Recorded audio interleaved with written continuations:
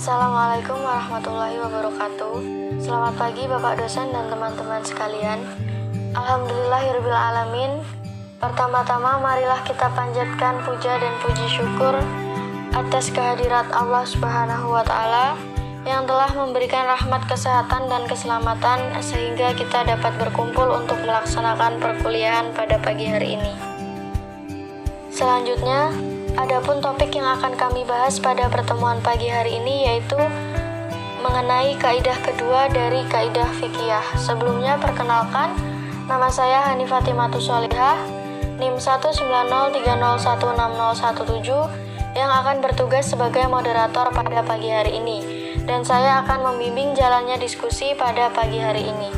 Adapun anggota kelompok saya yaitu kelompok 2 beranggotakan pertama ada Akrina Halomuan Hasibuan dengan NIM 19030160114 dan selanjutnya ada Alfian Iza Maulana Idris dengan NIM 19030160164. Berikut adalah rangkaian acara yang akan kita lewati pada diskusi pada pagi hari ini.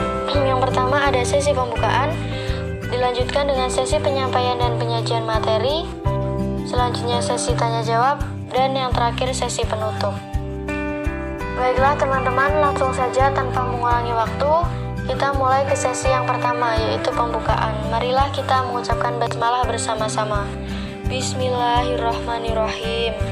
Selanjutnya akan dilanjutkan dengan penyampaian dan penyajian materi. Untuk penyampaian dan penyajian materi akan disampaikan secara urut oleh saya Hani Fatimatus Sholihah, kemudian ada Alfian Iza, dan yang terakhir ada Akrina Halomuan Hasibuan. Langsung saja untuk materi yang pertama akan saya sampaikan. Silahkan teman-teman bisa simak dan pahami. Kaidah fikih, usul syariah atau dasar-dasar syariat Islam menurut Imam Ahmad bin Idris Al-Qurafi terdiri atas dua bagian. Pertama ialah apa yang disebut dengan usul fikih, dan kedua qawaidul fikih. Usul fikih ialah kaidah-kaidah hukum yang dipetik dari bahasa Arab itu sendiri. Misalnya, lafaz ditinjau dari segi makna yang sengaja diciptakan, ada yang mutlak, muqayyad, umum, khusus. Petunjuk amar adalah wajib dan petunjuk nahi adalah haram dan lain sebagainya. Kaidah fikih ialah kaidah-kaidah umum yang meliputi seluruh cabang masalah-masalah fikih yang menjadi pedoman untuk menetapkan hukum setiap peristiwa. Peristiwa fikih baik yang telah ditunjuk oleh nas yang sharih maupun yang belum ada nasnya sama sekali. Fikih itu di samping berfungsi sebagai tempat bagi para mujtahid mengembalikan seluruh seluk-beluk masalah fikih, juga sebagai kaidah atau dalil untuk menetapkan hukum masalah-masalah baru yang tidak ditunjuk oleh nas yang sharih yang sangat memerlukan untuk ditentukan hukumnya. Oleh karena itu, setiap orang yang sanggup menguasai kaidah-kaidah fikih niscaya mampu menguasai seluruh bagian masalah fikih dan sanggup menetapkan ketentuan hukum setiap peristiwa yang belum atau tidak ada nasnya. Kaidah kedua dengan bunyi al-yakinu la yuzalu bisyak. Artinya, keyakinan itu tidak dapat dikalahkan oleh keraguan. Perlu dikemukakan bahwa yang dimaksud dengan al-yakin atau yakin dalam kaidah di atas adalah sesuatu yang pasti, berdasarkan pemikiran mendalam atau berdasarkan dalil. Sedangkan yang dimaksud dengan asyak atau ragu, yaitu sesuatu yang keadaannya belum pasti atau mutaroddid, antara kemungkinan adanya dan tidak adanya. Sulit dipastikan mana yang lebih kuat dari salah satu kedua kemungkinan tersebut. Kemudian, dasar dari kaidah al-yaqinu la yuzalu bisyak ini berdasarkan hadis Rasulullah Shallallahu Alaihi Wasallam yang berbunyi, "Idza wajada ahadukum fi batnihi syai'an fa ashkala 'alaihi akhraja minhu syai'un am la yakhrujanna minal masjid hatta yasma'a syautan aw yajida rihan." Rawahu Muslim. Yang artinya, apabila salah seorang dari kamu mendapatkan sesuatu di dalam perutnya, lalu timbul kemuskilan atau keraguan, apakah sesuatu itu keluar dari perut atau tidak, maka jangan keluar dari masjid, sehingga ia mendengar suara atau mendapatkan baunya. Rawahu Muslim. Kandungan hadis ini menjelaskan bahwa seorang yang semula suci, kemudian ia ragu-ragu apakah ia telah mengeluarkan angin atau belum, maka ia harus dianggap masih dalam keadaan suci, karena keadaan inilah yang sudah meyakinkan tentang kesuciannya sejak semula.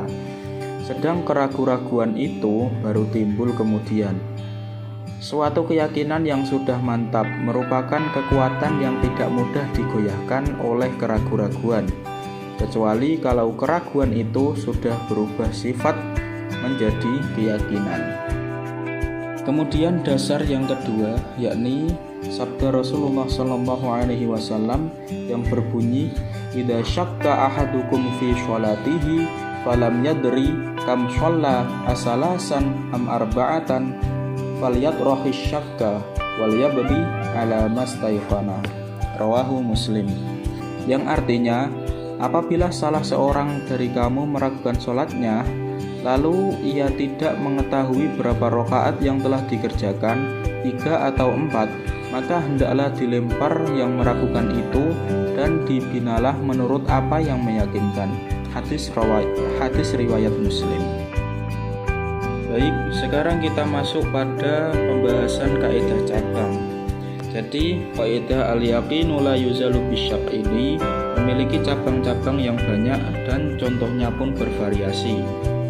Yang pertama adalah al-aslu baqa'u ma kana ala ma kana, yang artinya menurut dasar yang asli memberlakukan keadaan semula atas keadaan yang ada sekarang.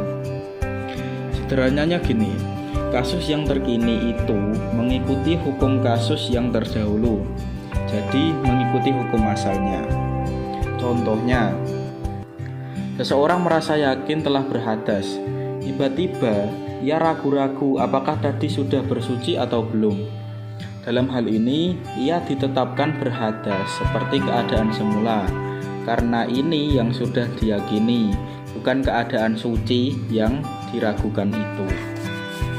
Dan sebaliknya, jika seseorang itu yakin suci, lalu kemudian dia ragu-ragu sudah hadas atau belum, maka statusnya tetap suci, karena mengikuti hukum asal, yakni asalnya dia yakin suci. Kemudian contoh yang selanjutnya, ada seseorang saat sholat dia ragu masih 3 rakaat atau sudah 4 rakaat, maka hukumnya masih 3 rakaat. Mengapa dipilih 3 rakaat? Karena 3 adalah asal sebelum 4. Jadi sebelum ada 4 itu asalnya 3 dulu. Makanya 3 itu yang pasti, yang sudah yakin. Dan 4 itu masih diragukan. Jadi makanya kita ambil 3, kemudian kita lanjutkan sholatnya. Assalamualaikum warahmatullahi wabarakatuh. Baiklah, di sini saya akan menjelaskan kaidah bagian 2. Al-aslu bara'atuz zimmat, yang artinya menurut dasar yang asli tiada tanggung jawab. Yang pertama, terdakwa yang menolak akad sumpah tidak dapat diterapkan hukuman, karena menurut asalnya ia bebas dari tanggungan dan yang harus angkat sumpah ialah si pendakwa. Yang kedua, jika seseorang menghadiahkan sesuatu kepada orang lain dengan syarat memberikan gantinya dan kemudian mereka berdua bertengkar tentang wujud penggantinya, maka yang dibenarkan adalah perkataan orang yang menerima hadiah, sebab menurut asalnya ia bebas dari tanggungan memberi gantinya. Kaidah yang ketiga yaitu al-aslul adam, yang artinya menurut dasar yang asli ketiadaan sesuatu. Sebagai contoh, memperoleh keuntungan atau mendapat keuntungan. Tetapi jika seseorang yang menjalankan modal orang lain atau mudharabah melakukan kepada pemilik modal bahwa ia tidak sedikit sekali, maka laporan orang yang menjalankan modal atau mudharib ini yang dibenarkan, karena memang sejak semula diadakan perikatan mudharabah belum ada keuntungan. Belum memperoleh ada atau keuntungan adalah hal yang sudah nyata karena belum bertindak, sedang memperoleh keuntungan yang diharapkan merupakan hal-hal yang belum pasti.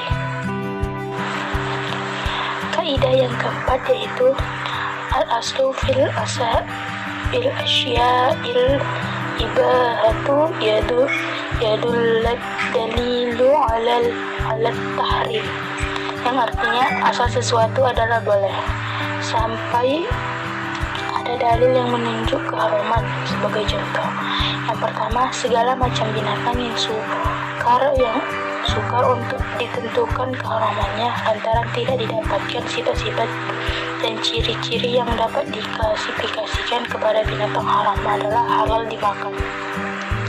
Yang kedua, binatang jerapah adalah binatang yang halal dimakan karena tidak memiliki sifat-sifat atau ciri-ciri yang mengharamkannya atau bertaring lagi buas.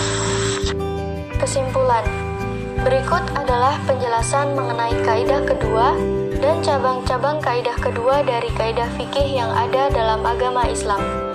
Masing-masing kaidah ini bisa digunakan sesuai dengan waktu dan kondisi yang sesuai. Dengan memahami kaidah fikih, akan ada banyak manfaat yang bisa didapat. Dengan salah satunya adalah menjadi lebih mudah untuk menentukan hukum atau kebolehan suatu perkara. Sekian presentasi yang dapat kami sampaikan. Terima kasih atas perhatiannya. Kurang lebihnya kami mohon maaf. Semoga apa yang kami sampaikan dapat bermanfaat bagi teman-teman semua. Kami ucapkan terima kasih dan wassalamualaikum warahmatullahi wabarakatuh.